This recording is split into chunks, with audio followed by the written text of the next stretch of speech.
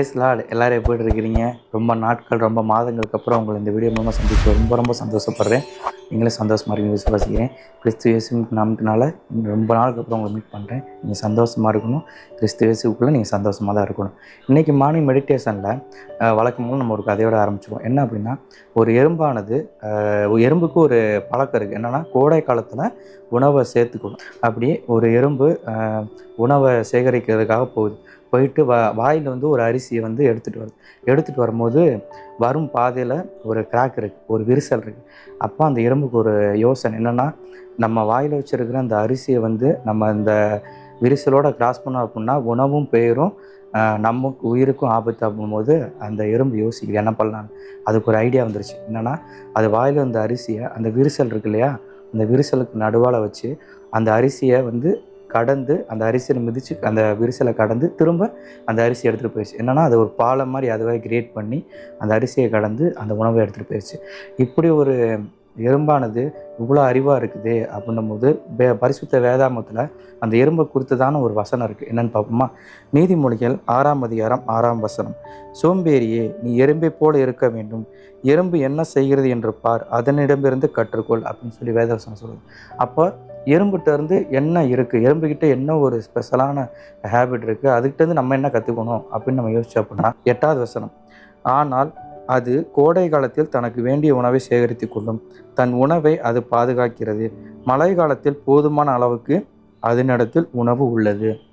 அப்போ இந்த வசனத்து மூலமாக நம்ம எறும்புக்கிட்ட வந்து ஒரு 2 காரியம் வந்து கற்றுக்க போகிறோம். என்னென்னா, கோடை காலத்தில் தனது வேண்டிய உணவை சேர்த்து கொள்ளும், சேகரிக்குது, 2வது பாதுகாக்குது, 3ஆவதான விஷயம் என்ன அப்படின்னா, எதிர்காலத்தில் மழை காலத்தில் அதுக்கிட்ட வந்து உணவு போதுமானவோ இருப்பு இருக்குது.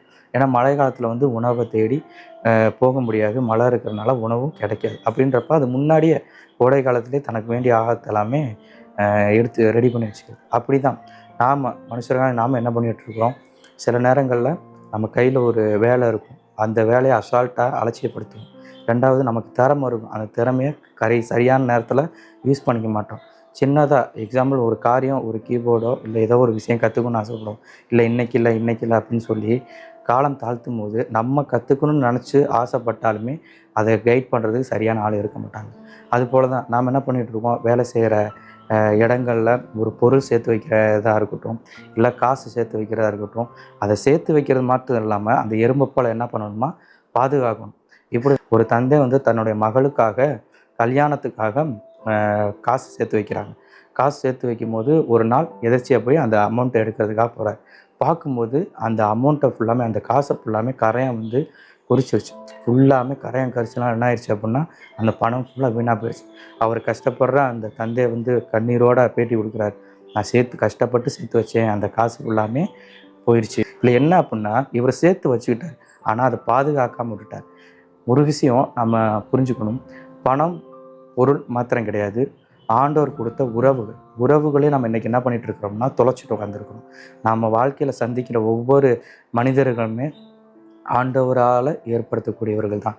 இன்றைக்கி நீங்கள் உங்களுக்கு ரொம்ப நேசித்த ஒருத்தவங்க இருந்திருக்கலாம். ஒரு போன வருஷம் உங்களோட ட்ராவல் பண்ணியிருந்திருக்கலாம். ஆனால் இன்றைக்கி அவங்க இல்லை. ஏன் அப்படின்னா, சின்ன காரியங்களை அவங்க மிஸ்டேக் பண்ணியிருப்பாங்க, ஆனால் அவங்க செய்த நன்மைகள் நிறையா இருக்கும். அந்த சின்ன காரியத்துக்காக நம்ம அவங்க செஞ்ச பெரிய நன்மைகளை மறந்துட்டு அவங்கக்கிட்ட பேசாமல் இருந்திருப்போம். எப்படி அந்த எறும்பானது அந்த விரிசலை பொருட்படுத்தவே இல்லை, அதை வந்து அரிசியை அந்த இடத்துல வச்சு ஒரு பாலமாக யூஸ் பண்ணி கடந்து அந்த விரிசலை பெரிய விஷயமா இல்லாமல் அந்த உணவையும் பாதுகாத்துச்சு, சேகரித்துச்சு, பாதுகாக்க செஞ்சிச்சு.